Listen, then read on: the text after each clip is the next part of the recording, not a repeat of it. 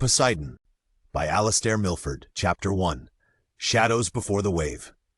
The first cracks appeared in the winter of 2023, too faint for most to notice, drowned out by the relentless churn of global headlines.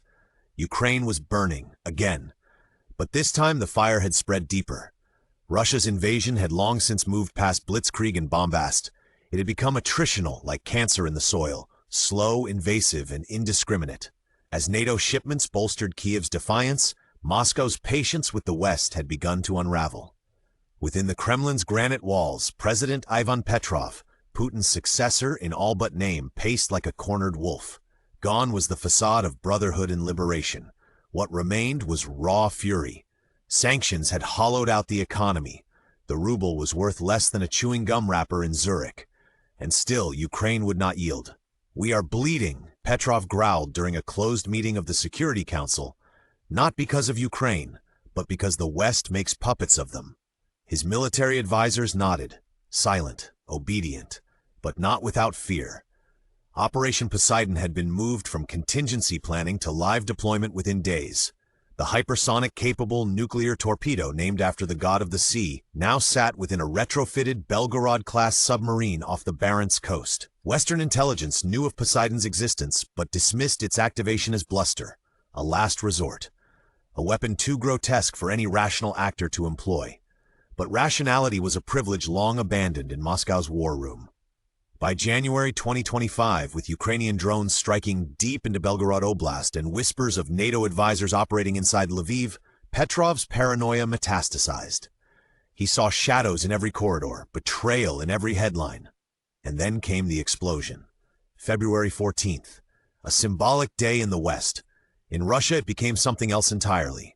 A railway depot near Rostov-on-Don erupted into a fireball visible from low orbit. The Russians blamed NATO saboteurs. Washington blamed Russian corruption. Kiev said nothing, but their silence echoed louder than any condemnation. Petrov's threshold had been crossed. No more warnings, no more diplomatic overtures. At 4:27 Moscow time, he authorized the Poseidon strike.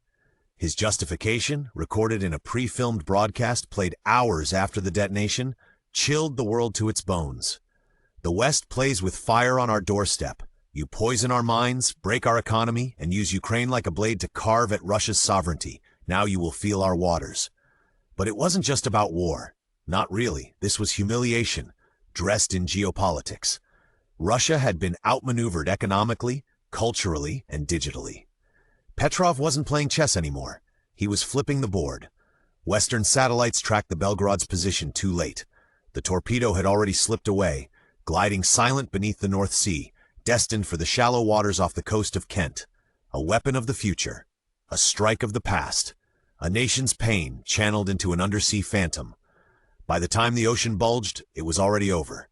And so began Britain's darkest dawn. Chapter 2. The Detonation. The ocean was calm that morning. Not still, not dead, but calm, like the pause between breaths. Beneath the icy waters of the North Sea, a silent shape slid across the seabed, unseen by satellites and unheard by sonar. The K-329 Belgorod, Russia's modified special operations submarine, moved like a ghost. Her hull bore no insignia. Her signal was masked by deep-sea terrain. Inside, the air was stale, the lighting dim, intentionally so. Her mission demanded shadows. Captain Dmitry Sorokin sat in the command chair, fingers steepled beneath his chin. A career officer who had once been a quiet advocate for de-escalation, he now steered the deadliest device humanity had ever crafted toward the southern coast of England.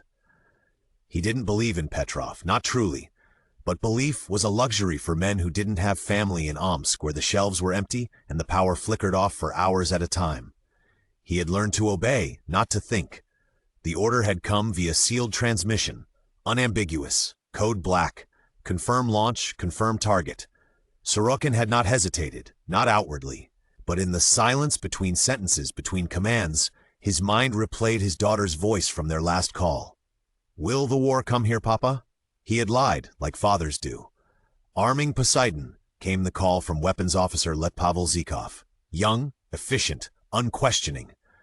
The torpedo detached from its cradle, gliding through the launch channel like a leviathan born.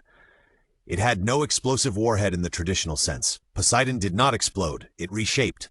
A 2-megaton cobalt-encased nuclear payload, designed not merely to destroy but to poison. A radioactive tsunami generator, the perfect weapon for psychological terror in the age of deniability. 04:58 GMT. Seismic sensors in Norway flickered with confusion. The Poseidon impacted the seabed off the coast of Deal, Kent. The sea rose. Fishing vessels off Dover were the first to report anomalies, water pulling back unnaturally, birds rising in chaotic flocks. One final radio transmission, "Something's wrong with the tide," cut off mid-sentence. 30 seconds later, the tsunami struck. A wall of water over 100 meters high, bearing down on a sleeping coast like an avalanche of liquid glass. Deal. Gone. Dover, gone. Folkestone, gone. There was no time. No sirens, no warnings. The sensors registered it too late. The early alert systems had not been calibrated for man-made waves of this scale. This was not a hurricane. This was vengeance. In the countryside, dogs barked as water climbed hills like a thing alive. Children slept through their final moments. Elders prayed to gods they hadn't spoken to in years. London stirred groggily, unaware of the nightmare barreling toward it. At a 5:27, the Thames barrier received the full brunt of the surge. The first gates held, the second cracked, the third collapsed under a pressure no engineer had imagined. Water tore through East London like a plague. Subways became aqueducts. Hospitals vanished. Schools erased. Families, names, faces, stories, consumed in silence and foam. Over 10,000 souls lost in the first hour. In Whitehall, Prime Minister Harold Wallace was roused from sleep by a call no leader should ever receive. "Sir, the Kent coastline is gone. London is flooding. We believe this was an attack." He dressed without speaking, staring out the window at the faint light rising behind clouds now darkened by fallout mist. "Get me the NATO red line, and put Petrov on notice," he ordered, his voice the only calm thing in the room. Some wars are fought with soldiers, some with sanctions, and some with silence and sea. The Poseidon had struck. The world would never be the same again. Chapter 3, The Fallout. The sun never fully rose over London that day. It clawed weakly at a sky smeared with vapor and ash, unable to pierce the haze that hung like a curse over the city. Helicopters screamed overhead. Sirens wailed without pause. The capital, once proud and defiant, now whimpered beneath the weight of water and death. In Bethnal Green, Dominic Kerr gripped his daughter's school bag with frozen fingers. It had washed up against a lamppost, half torn and sodden.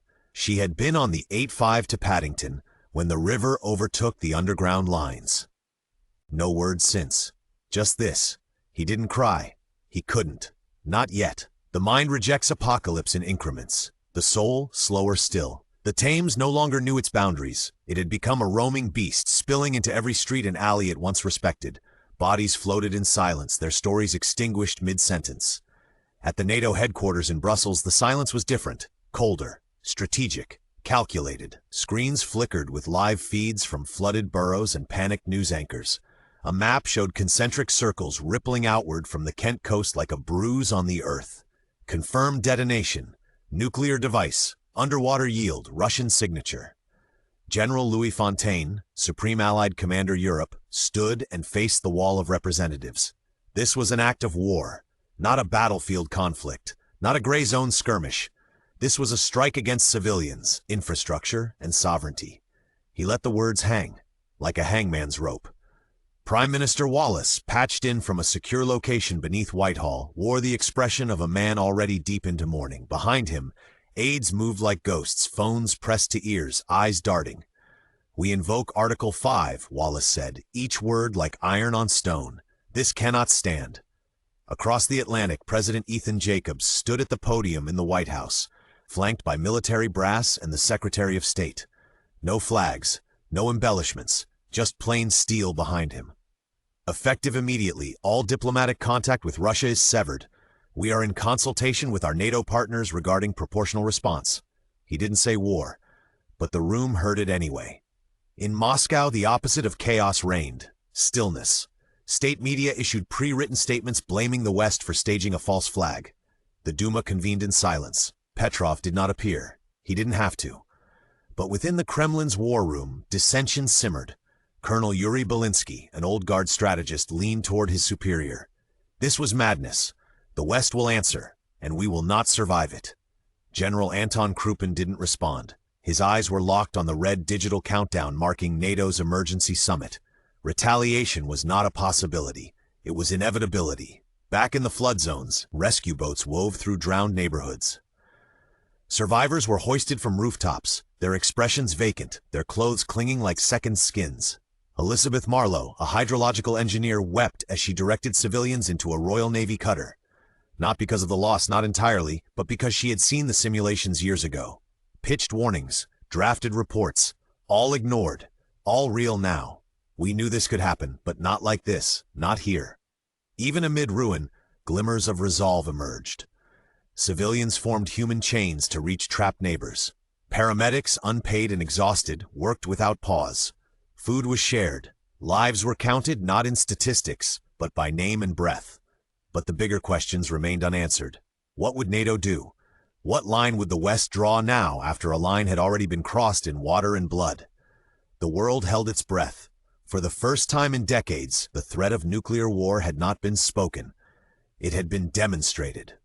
The genie wasn't just out of the bottle, it was swimming. Chapter 4, Through the Drowning. By the time the water stopped rising, Jacob Flint had been standing on the rooftop for 9 hours. He was 32, a former paramedic turned delivery driver when the NHS cuts came. The irony wasn't lost on him. Now he was triaging neighbors with a first aid kit from the boot of his wrecked Skoda and a roll of duct tape from the corner shop. Beneath him, the street he'd grown up on was gone. Not ruined. Gone. Wilton Way, Hackney. Once vibrant Afghan barber, Polish bakery, Ethiopian restaurant, all now just swirling colors beneath the brown-gray surface. Jacob's mother had lived 2 streets over. He hadn't reached her in time. "Stay put," she'd said on the phone. "It's just water." It wasn't just water. The military hadn't reached them yet. They were busy pulling bodies from the overground tunnels and ferrying children off rooftops in Stratford. Jacob understood that. But understanding didn't make the waiting easier. He heard it before he saw it. The faint mechanical chug of an old Zodiac boat weaving between parked cars now half submerged. "Hey, over here!" He waved his jacket like a flare, slipping on the soaked tiles as he did. The man in the boat turned sharply. Military, beard, red eyes, looked like he hadn't slept since Tuesday. Within minutes, Jacob was aboard with 5 others. An old woman with her cat in a laundry basket. A teenage girl wrapped in a foil blanket, muttering numbers under her breath. A toddler crying hoarsely. He reached for the girl's hand. She didn't look at him but didn't pull away. They passed landmarks reduced to outlines. A bus lodged through a second-story window. A police van bobbing, its lights still flickering underwater. They passed Wilton Green Primary. Jacob lowered his head. That's where he'd broken his arm. Where he'd kissed Maya Thomas behind the climbing frame. Where he'd watched his sister sing in the Christmas play. Gone. All of it. The soldier steered without speaking. Focused, efficient. Jacob recognized that kind of silence. It was the kind you wore when your mind was compartmentalizing trauma faster than it could process it. They reached the staging zone at Victoria Park just before dusk. Hundreds were already there. Cots lined up like chess pieces. Volunteers handing out blankets and bottled water. Drones hovered overhead. The air reeked of petrol, sweat, and damp humanity. Jacob walked like someone coming off a long shift. Automatic, numb. He found a cot, sat down, didn't cry, didn't sleep, just watched the skyline as the sun failed to break through the haze. "You all right, mate?" The man was tall, clean-shaven, wrapped in a fireman's jacket 3 sizes too big. Probably donated. He held out a can of lukewarm soup. "Yeah, thanks." The man nodded, didn't push. He just sat with Jacob. That's all people wanted now. Not answers, not hope, just not to be alone in the silence. Later that night, Jacob stood near the tree line and called his mother's number again. It rang, twice, then voicemail. "Hi, Mum, it's me. I'm safe. I don't know if you are, but I'll wait here every day. Just come find me, please." He ended the call, the weight of it heavy in his palm. Around him, London didn't sleep. It breathed, slowly, raggedly. Alive, for now. Chapter 5. In the War Room. Beneath the battered streets of Westminster, behind steel-reinforced blast doors and biometric locks, the UK's Emergency Command Centre buzzed with subdued fury. Prime Minister Harold Wallace stood at the head of a situation table surrounded by his defense chiefs, Foreign Office advisors, and MI6 analysts. The air smelled of stale coffee and tension. He hadn't slept. His tie was gone. His shirt sleeves were rolled. His eyes were bloodshot, but clear. "Let's begin," Wallace said. Brigadier Paul Singh stood first, tablet in hand. Confirmed, the device was a Poseidon-class nuclear torpedo, 2 megaton yield, cobalt casing, launched from K329 Belgorod, submerged north of Norway. We estimate 72% of Kent's coastal population. Casualties were within the first 2 minutes. No one spoke, not immediately. Numbers like that landed like punches. Wallace exhaled slowly through his nose. "Is there any indication this was a rogue commander?"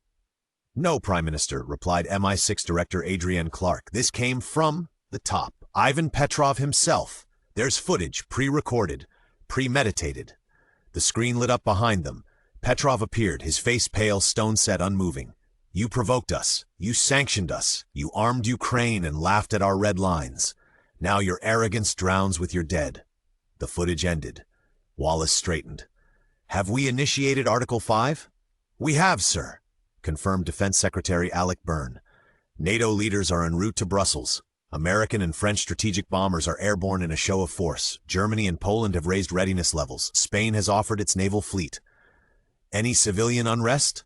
Some panic, some protests, but the public is rallying behind the government. Most want action. Some want war." Wallace looked down at the floor for a moment, then up. "The world changed yesterday. We're standing in the gap now, between retribution and extinction." Foreign Secretary Caroline Blake leaned forward. "Harold, if we retaliate with nukes, they'll retaliate in kind. This could become the end." "I know," he said. "That's why we won't strike Moscow. Not yet." He turned to General Fontaine, patched in from NATO command. "We respond strategically, economically, militarily. No escalation yet. I want Petrov isolated, crippled. We'll squeeze every vein of his regime until it bursts." Fontaine nodded. "Understood. But know this. If Russia mobilizes another Poseidon, we won't hesitate. The Americans won't let a second strike land, nor will we." Wallace turned back to his team. "Then we plan, we fortify, we rescue, and we lead. The dead will not be our final word, but they will be our reason." As the meeting dissolved into subcommittees and signal updates, Wallace remained still, staring at the digital map of a drowned southeast. He wasn't thinking of military protocols, or sanctions, or treaties. He was thinking of the woman who once gave him directions outside Dover Castle. Her name had been Lucy. She'd worn a lilac coat. He hadn't seen her on the missing list. Not yet. But he knew. They all knew. And now the world would have to decide what it was willing to become in the shadow of the wave. Chapter 6. The dissident Moscow was quiet in the way a forest is quiet before a storm. Still hushed, dangerous. The usual traffic snarls were gone. People spoke in murmurs, if at all. Billboards once plastered with military pride now hung torn and sun-bleached. Vadim Morozov moved quickly, his breath visible in the crisp winter air. He kept to the alleys, head down, cap pulled low. Once a respected investigative journalist with Novi Vzglyad, now he was a man without credentials, without protection. He hadn't run after the Poseidon strike. He had stayed. Because someone had to. 3 nights earlier, Vadim had broken into the now shuttered offices of the Izvestia newspaper, a building gutted by budget cuts and political pressure. On a wiped server drive, he recovered a buried memo marked Zimny Protocol, approved deployment. It listed the exact time and date of the Belgorod's launch order. The timestamp predated the attack on Rostov's rail depot, the one Petrov used as justification. The narrative was false. The timeline didn't match. The Poseidon strike had been pre-planned, and now Vadim had the proof. He ducked into a narrow tunnel beneath a bookshop off Arbat Street. A metal door opened with a hiss, and a woman pulled him through. "You weren't followed?" "I circled 4 blocks. I'm clean." She was Lena Popovich, once a war correspondent in Chechnya, now the linchpin of an underground network of former journalists and academics trying to document the truth. The bunker was lined with servers and battery packs. A cracked TV played muted coverage from Russian state media. The anchor's smile looked painted on, like a doll's. Vadim laid the USB drive on the table like it was explosive. "It proves it. The attack was staged. The Belgorod launched before Rostov was hit. They manufactured the provocation. Petrov wanted the West to fire first, but he fired a ghost instead. And if NATO had responded with nukes, they still might." Lena turned away, shoulders tense. "We need to get this to the foreign press, or to Geneva. Something." Vadim shook his head. Petrov controls the airwaves. The internet is firewalled. Dissenters are disappearing. Even if I walk to Finland with it, who will believe a ghost of a reporter? She looked him in the eye. The world will believe you, Vadim. You've always been the one they listened to, even when they didn't want to. He didn't want to believe her. Belief got you killed in this city, but he knew she was right. They began uploading the file to a satellite-linked drive. It would take hours. Russia's throttled networks were barely functional. In the corner, a printer spat out leaflets. On them, the headline, "Poseidon was not retaliation, it was strategy." Outside, the FSB was tightening its grip. Roadblocks, curfews, informants. They knew someone had seen too much, and Vadim Morozov had just become the most dangerous man in Russia. Chapter 7. Run for the border. They left the safe house before sunrise. Vadim had shaved his beard, traded his winter coat for a padded delivery jacket, and swapped his black notebook for a plastic crate of fake pastries. In Moscow, the best disguises weren't clever. They were dull, bureaucratic, invisible. Vadim had covered wars, exposed corruption, and once embedded with separatists in Donbass, but he'd never felt hunted. Not like this. They moved west by foot and tram, no phones, no cards. The USB drive was sewn into the lining of Vadim's backpack. Lena carried a decoy copy, just in case. By mid-afternoon, they were in Smolensk. Dirty snow lined the streets. Posters of Petrov's face had been plastered on every billboard. Stoic, fatherly, absurd. Soldiers patrolled with checked indifference. "They're scanning faces at checkpoints," Lena warned. "If they flag you—" "I know," Vadim cut in. "We won't reach Belarus, but we can try Latvia. The forests are dense enough." They purchased seats on a weathered bus to Veliki Luki using cash and forged IDs. The driver didn't care. Everyone was running from something these days. On the bus, Vadim stared out the fogged window. Memories churned. His father, a professor who vanished after criticizing the government in 2009. His mother, who begged him to just write about sports. He had always said no, now he was paying the price. The bus jolted. Brakes squealed. A checkpoint. "Papers," barked the soldier. Vadim's jaw clenched as he handed over the forged documents. He could feel the sweat under his collar. The soldier took them, walked away, speaking into a radio. Minutes passed like hours. "Don't come back. Just don't come back." The soldier returned, nodded. "Go." The bus rolled forward. Vadim didn't speak. Neither did Lena. They just gripped the seat handles and listened to the engine rumble north. 3 hours later, they disembarked near the village of Ostrov. No more vehicles. From here, it was 10 miles on foot to the border, through woods, frozen creeks, no trails. They moved silently, crunching over thin layers of snow and frost. Vadim's legs burned. Every branch snapping in the distance sounded like boots, every gust of wind like rotors. At 2:14, they reached the first fence. Barbed wire, old Soviet border relic. "This is where we split," Lena said. "If one of us makes it, it's enough." "No, this isn't a movie, Vadim. You're the one they'll kill first. Take the drive. Go." She kissed his cheek, turned, and ran west into the trees. Vadim watched her go, then slid beneath the wire, tearing his jacket open. He didn't stop. He ran, through snow, through shadows, toward Latvia, toward truth, toward the line between silence and salvation. Chapter 8. The Broadcast. In the heart of Westminster, beneath the fortified ruins of the Prime Minister's office, a single red folder sat unopened on a polished oak desk. Prime Minister Harold Wallace had not moved in over 10 minutes. The room around him stirred. Assistants whispered, military officers checked watches, MI6 officials hovered. But Wallace sat still, the folder untouched. Inside that folder was the truth. A leak traced through an encrypted satellite upload routed through the Latvian embassy in Riga. A Russian source, anonymous but verified. Poseidon had been launched before the rail depot explosion at Rostov. The justification was fabricated. The strike on Britain was not reactive. It was premeditated. Harold whispered, almost to himself, he planned it, months ago. This wasn't war by miscalculation. It was a message, and if left unanswered, it would echo across every continent. He stood. "Assemble the camera crew, full international pool. I'm addressing the world in 20 minutes. BBC studios, what remained of them, had been hastily converted into a war communications hub. At 19 sharp, Wallace stepped into the frame, tie fixed, face lined, eyes steady. To the people of Britain, and to all watching across the world, he began, his voice resolute. 5 days ago, the United Kingdom suffered a catastrophic attack. Over 70,000 souls were lost, our cities wounded, our coasts scarred. Tonight, I can tell you with certainty, this was not retaliation. It was not the product of confusion or panic. It was murder, calculated, state-sanctioned, and nuclear in nature. We now possess irrefutable proof that the Poseidon nuclear device was launched by the Russian Federation before the Rostov explosion they claimed provoked them. The world has been lied to, manipulated. This was an act of terror, strategic, deliberate, and unjustifiable. I call on all nations, regardless of alliance or history, to reject this path, to stand for truth, for law, for the dignity of human life. Retaliation through further nuclear means is not our path, not yet. We will exhaust every channel, economic, diplomatic, cyber, and intelligence, to ensure the architects of this attack are exposed and isolated. But let me be clear.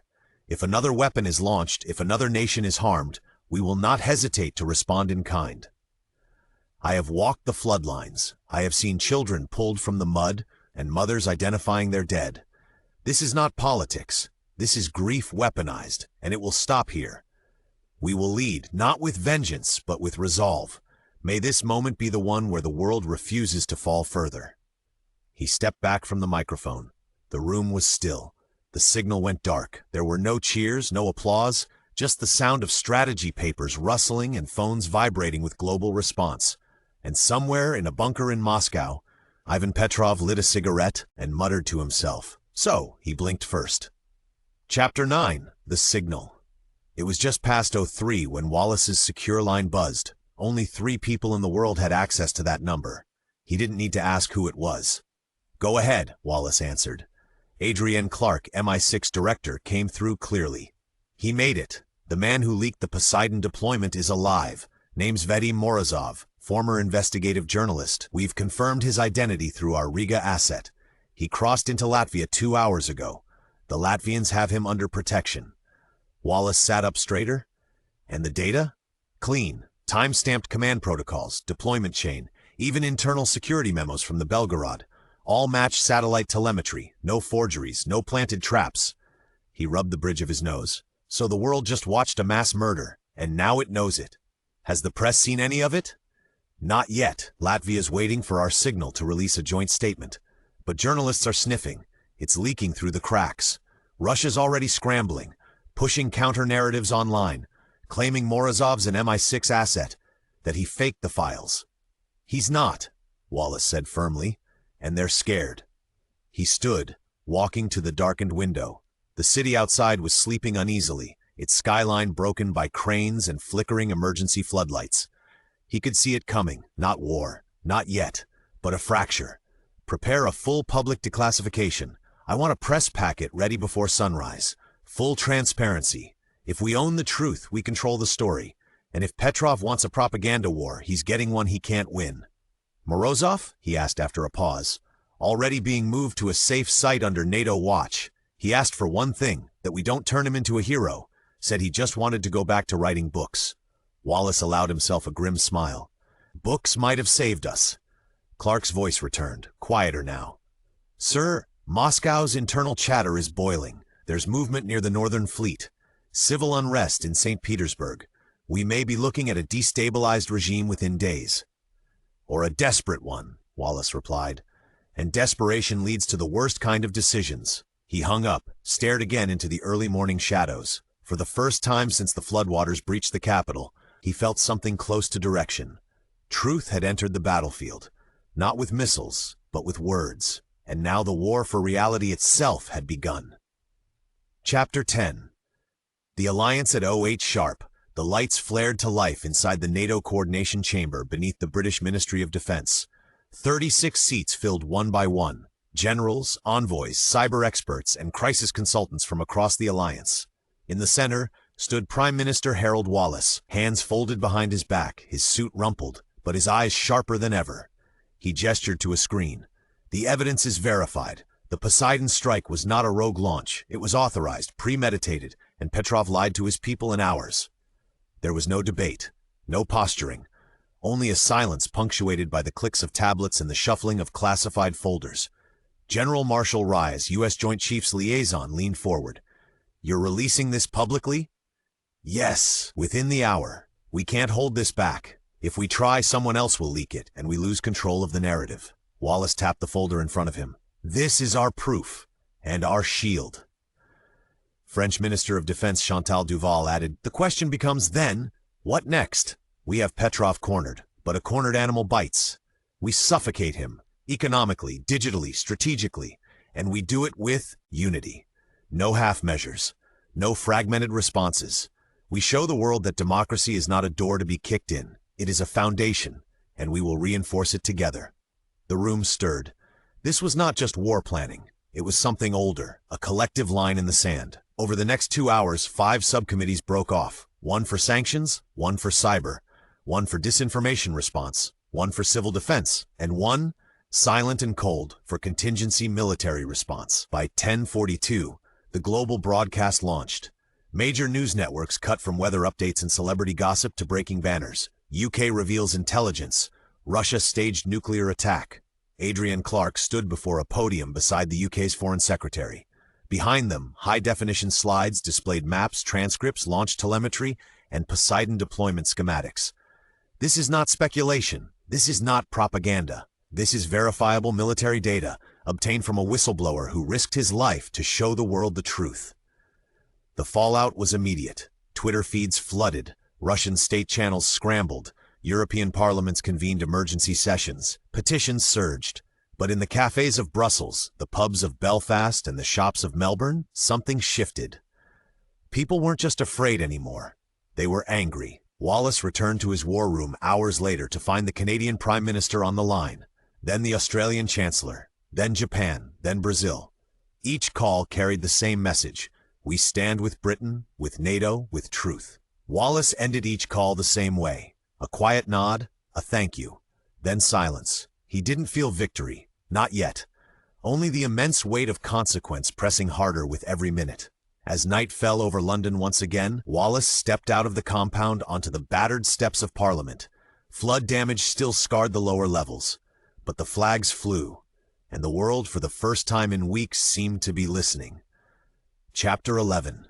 Cracks in the ice. Moscow's skyline stood like frozen teeth beneath a gray March sky. Snow drifted lazily across Red Square. To the west, it was just weather. To the east, it was camouflage. In a small internet cafe 2 blocks from the Lubyanka, 17-year-old Pavel Ignatiev stared at the screen, blinking at the forbidden. The browser was hidden. The VPN bounced through Zurich, then Singapore, then Reykjavik. It was slow. It was dangerous, but it worked. On screen, a headline in English, translated automatically by shaky plugin code. UK confirms Russian premeditation in nuclear attack. Poseidon strike planned before Rostov blast. Pavel leaned in, scrolled, watched the speech from Wallace, the charts, the documents, the satellite proof. Then he stood up too fast, knocking over his chair. The cafe owner barked, "No shouting!" But Pavel was already gone. He wasn't the only one. Across St. Petersburg, Novosibirsk, Kazan, even in Vladivostok, fragments of truth pierced through the firewall. Not all at once, but enough. Enough to ignite whispers. They planned it? Why would they lie? They killed civilians, children. This is Ukraine all over again, only worse. The Ministry of Information moved swiftly. IPs were blacklisted, sites shut down, VPN services throttled. But it was too late.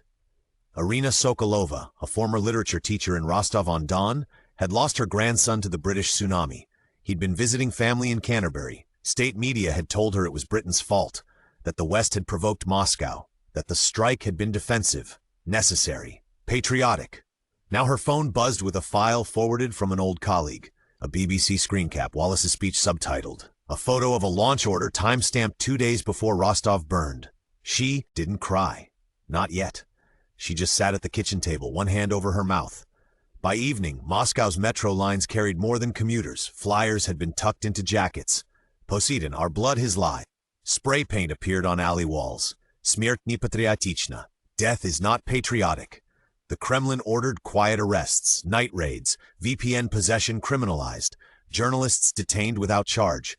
But repression could no longer outrun the signal. In a darkened corridor within the Kremlin, an aide whispered to Petrov's senior advisor, "We need to consider a media address. Denial may no longer hold." Then we crushed the signal.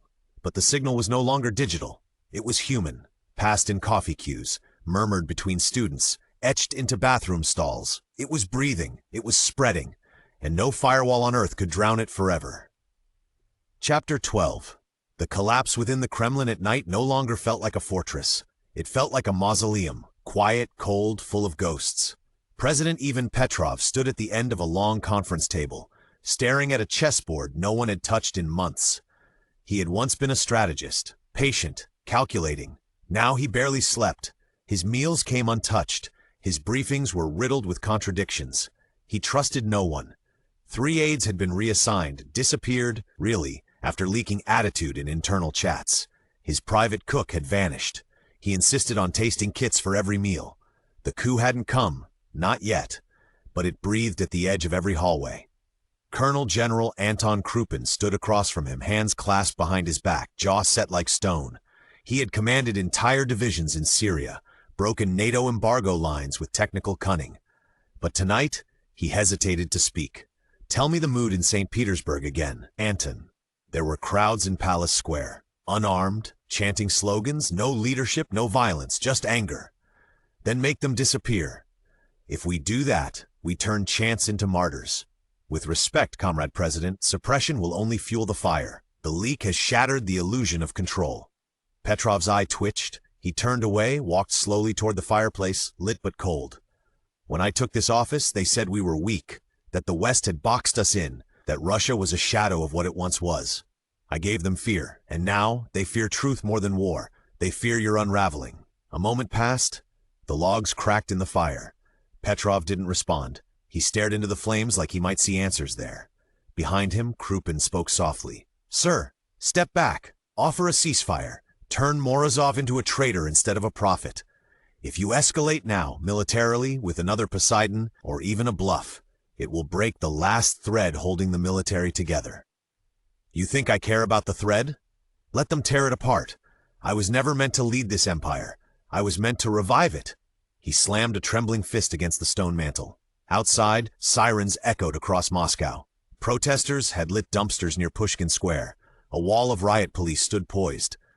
But they held their shields a little lower now.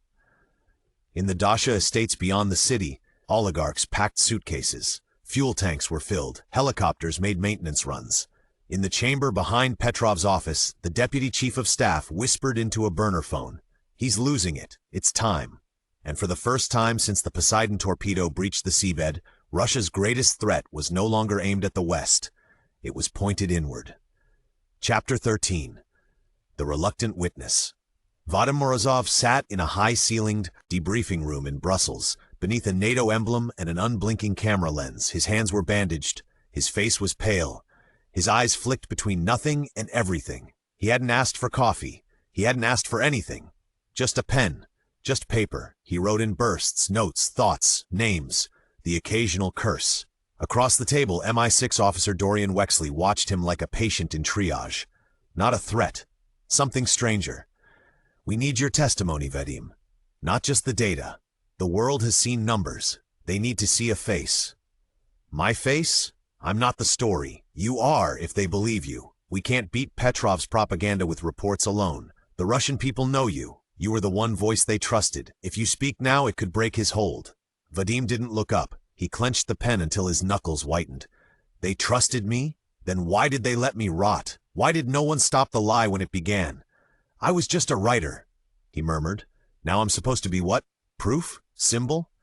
Wexley didn't respond. He let the silence work its gravity. Later, alone in a NATO apartment on the outskirts of the city, Vadim sat on a narrow bed and stared at the TV. Footage from London, Dover, Kent, the wave, the people, the grief. His name, his image, blurred still, face concealed, but no longer a ghost. He turned it off, buried his face in his hands. He remembered Lena, whispering to him at the fence.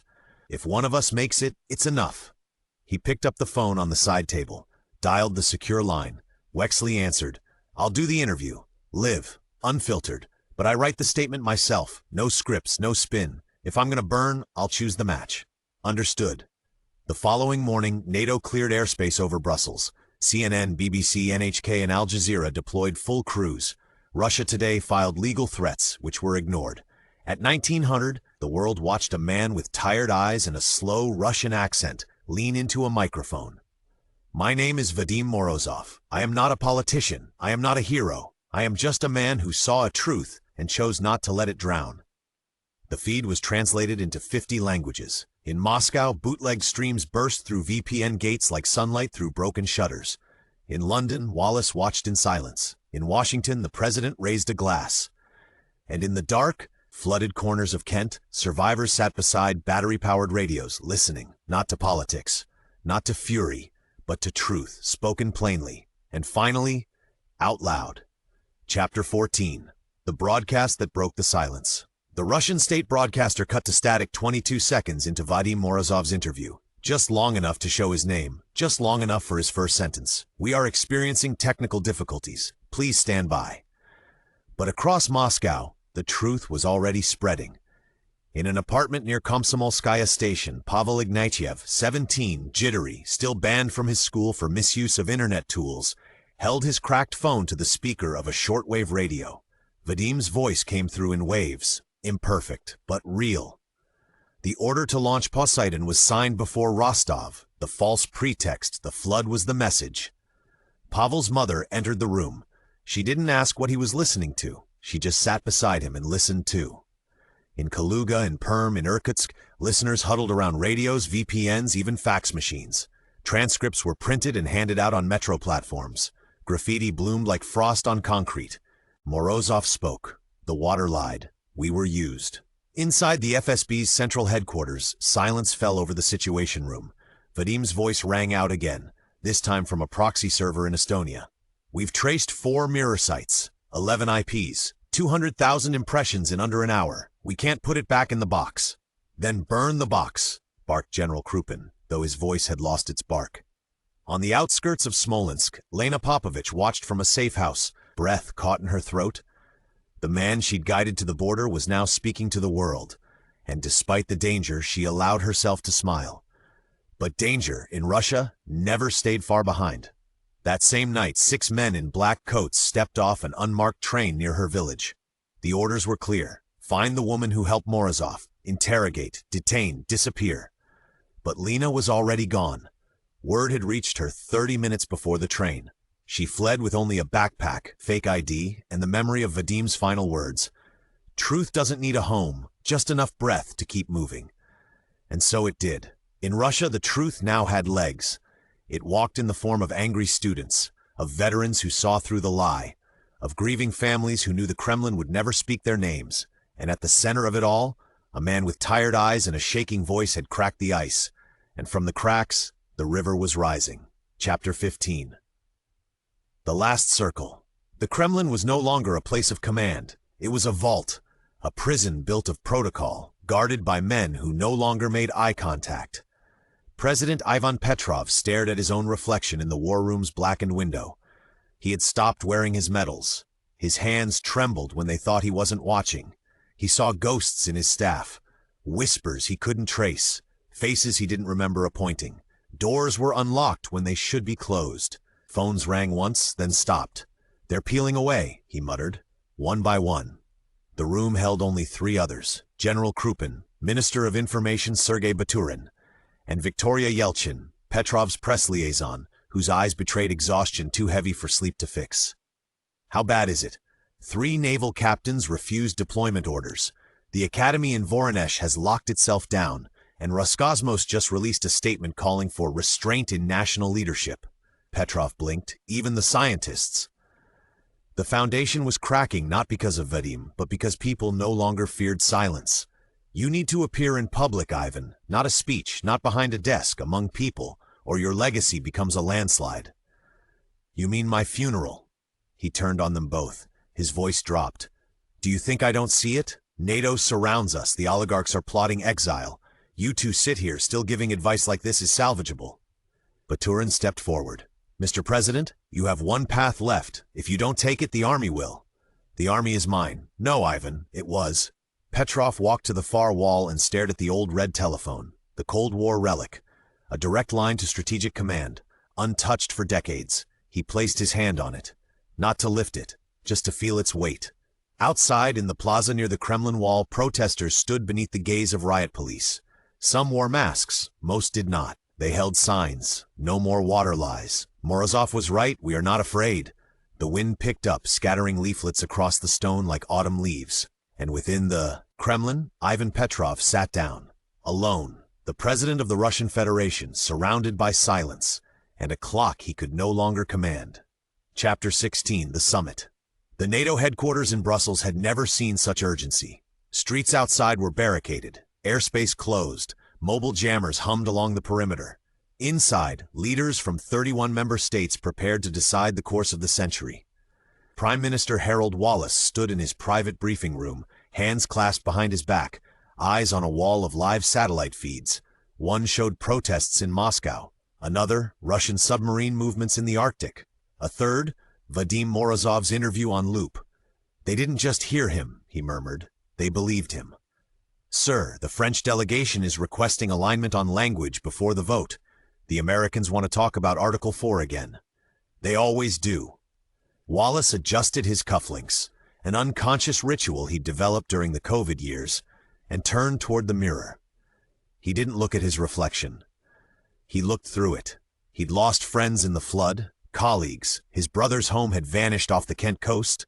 His niece was still missing. He never spoke of it, but it lived in his voice.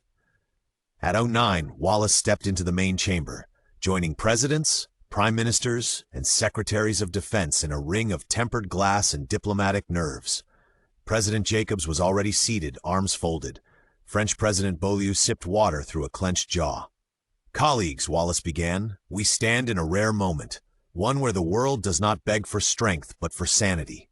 We know the truth now. We've seen the timestamp, the satellite footage, the chain of command, the lies. Russia attacked a civilian coast using a nuclear delivery system with the intention of silencing dissent and invoking fear. They failed. No applause followed, just stillness. That rare moment in politics where words carried weight unburdened by show. I propose 3 things. 1. We officially designate the Poseidon strike as a war crime and request international indictment for President Petrov and his defense council. 2. We enact full-spectrum sanctions targeting energy exports, cyber infrastructure, and diplomatic assets, coordinated, global, immediate. And 3. We send a final warning. Any further aggression, military, cyber, or chemical, will be met with immediate and proportionate force under NATO's Mutual Defense Charter. There were murmurs, soft nods, French brows raised, Polish fingers tapped nervously. Jacobs leaned into his mic. "We agree with an amendment. No troop deployments without unanimous approval. We need to show strength, not recklessness." Accepted. And just like that, the alliance solidified. Not with tanks, not with warheads, but with consensus. No second Poseidon, no more drowned cities. This time they would meet the wave before it formed. Wallace left the chamber not as a survivor of disaster, but as its answer. Chapter 17, The Silent Coup. The Kremlin always felt cold in March, but tonight it felt ancient, as though the marble itself remembered the blood it had seen before. In a sub-level conference chamber beneath the Ministry of Defense, 6 men sat in silence. No aides, no phones. Just silence and ashtrays. General Anton Krupin, Admiral Pavel Stornikov, FSB Deputy Director Alexei Rudin, Interior Minister Grigory Belsov, Oil Executive Dmitry Luchin, and Colonel Yelena Morova, Head of Spetsnaz Strategic Command. None of them had ever met together in one room before, until tonight. He's not issuing orders anymore. He's making threats. Last night he tried to reroute a Typhoon-class sub from Murmansk to the Baltic. Command refused. "I've locked down all Poseidon control codes. They're now under triple key access. He doesn't know. He thinks he still has launch authority. And if he finds out, then it's already too late." The coup had no name, no manifesto. It was not announced on television or declared in a midnight speech. It would unfold in 22 minutes. At 02, Petrov's security retinue would be switched out. Half the officers had already been reassigned or given sleep-inducing fatigue kits. At 2:03, his private elevator would be disabled. At 2:05, the emergency intercom would buzz. At 2:06, the president would no longer be the president. Upstairs, Ivan Petrov sat alone in his private quarters, not reading, not eating, just staring at the TV, which played old war footage with the sound off. He barely heard the knock. Ivan, it's time. You? Yes, no gunfire, no arrests. Just a long silence between two men who had once saluted the same flag. I built the storm to wake them up. You drowned them, Ivan. Petrov stood shakily, straightened his collar. No handcuffs, no struggle. He walked beside Krupin down the hall, past portraits of czars, generals, revolutionaries. None of them smiled. And as the elevator descended, a single truth settled into Russia's frozen core. The man who unleashed Poseidon had been removed, but the wave he started still moved through the world. Chapter 18. A world exhales at 5:13 GMT. The official announcement came not from the Kremlin, but from Geneva. A hastily translated communique, sent through encrypted channels by General Krupin and endorsed by the interim Russian Defense Council. President Ivan Petrov has been relieved of duty. Russian command authority has transferred to an emergency transitional body. We request immediate diplomatic contact and assurance of non-aggression during stabilization. The world didn't cheer. It paused. A long, breathless silence, like the moment before you open a letter that might change everything. In London, the BBC newsroom erupted into controlled chaos. News tickers blinked. Phones rang off their hooks. Anchors mouthed, "Is this real?" off camera before the red light came on. In the war room beneath Westminster, Prime Minister Harold Wallace read the communiqué once, then again, then folded it carefully and handed it to his chief of staff. No announcements. Not yet. We need verification. Full intelligence sweep. No celebrating ghosts. Within the hour, a secure call connected Brussels, Washington, Berlin, and London. The voice of General Krupin, measured, cold-controlled, filled the chamber. We are not allies. Let's not pretend, but we are no longer suicidal. We want verification. No more shadows. No more lies. You'll get it. Morozov was right. We've buried our madness. By noon, the stock markets surged. The ruble stabilized for the first time in months. Embassy lines reopened. Russian citizens in exile began sending encrypted messages home. The digital barricades had cracked, and through them, hope seeped in.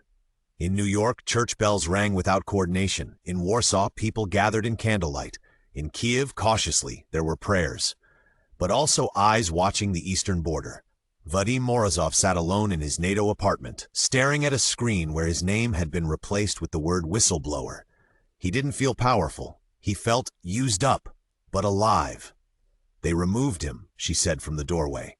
He turned, saw Lena for the first time since the border. Her eyes tired, her face stronger. He nodded once, said nothing. Some truths needed no words. Later that evening, Wallace stepped up to the podium outside Downing Street, flags behind him, the world watching. Today we stand not in triumph, but in recovery. A chapter has closed, yes, but the story is not over. Let the world remember this. Peace is not passive. It is something we fight for, with honesty, with unity, and with those brave enough to speak when silence would be safer. Let justice come, not with missiles, but with memory.